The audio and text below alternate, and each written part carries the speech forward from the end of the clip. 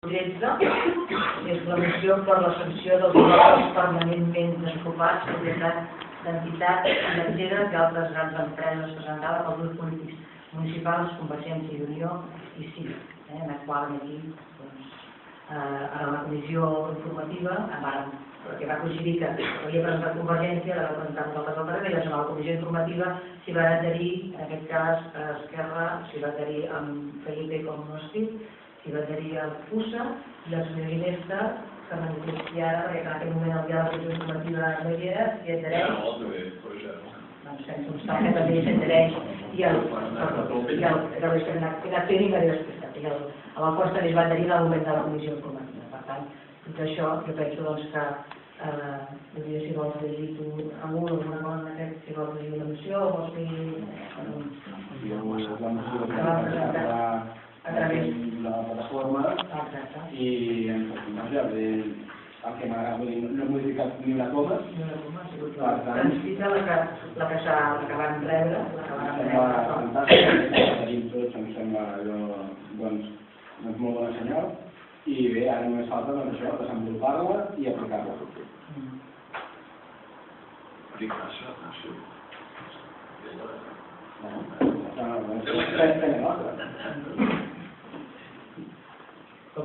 Si volem, la llegim i que no fem els records, perquè si no, acceptem la aquí la presentem tots, vull dir tots, ells ens l'han, vull dir, per no anar com vulgueu. Acord. Primer, manifestar el compromís d'endegar mesures municipals en base a la legalitat i competències existents i els efectes que assenyala aquesta moció amb l'objectiu de garantir el dret a l'habitatge de la població per fer front a l'emergència habitacional. Segon, elaborar i aprovar un pla municipal d'habitatge per actualitzar el planejament existent, que contempli regularment les mesures de foment per evitar la desocupació permanent i injustificada d'habitatges enumerades a l'article 42 de la llei 18/2007. Tercer, elaborar i aprovar programes d'inspecció a fi de detectar, comprovar i registrar els immobles que es troben en situació de permanent desocupació, començant pels que són propietats d'entitats financeres i d'altres grans empreses.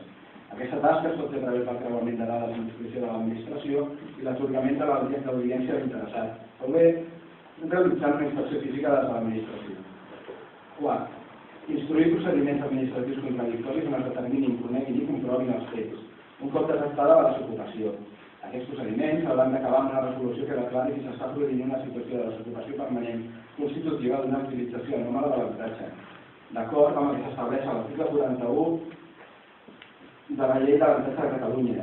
En aquest cas afirmatiu, caldrà requerir al propietari que cessi la seva actuació en un termini concret, tot informant-lo de les activitats de foment que estan duent a terme l'administració per facilitar-li la finalització d'aquesta situació.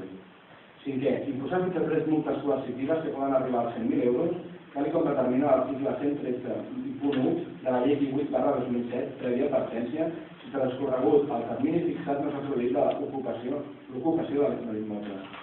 Sisè, iniciar un procediment sancionador per infracció molt greu en cas que es mantingui la desocupació de l'habitatge un cop esgotat el termini atorgat per a corregir la situació, tal com preveu l'article 123.1h de la llei de l'habitatge de Catalunya. Instar el govern de la Generalitat, instar el govern de la Generalitat a emprendre en aquest àmbit amb la mateixa finalitat, d'informar de les seves competències. I vuitè, transmetre aquesta moció pel seu coneixement i adhesió a les entitats municipalistes, al Parlament de Catalunya, als diferents grups parlamentaris, a la plataforma de pactes per la hipoteca i a les associacions veïnals del municipi.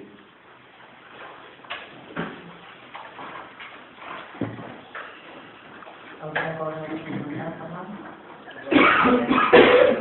Simplement, substituir les paraules del Raül i després manifestar tu i ser molt content que és així. Ha arribat a una cosa en aquest sentit prou important. Si us sembla, doncs, passem a la votació. Vots a favor?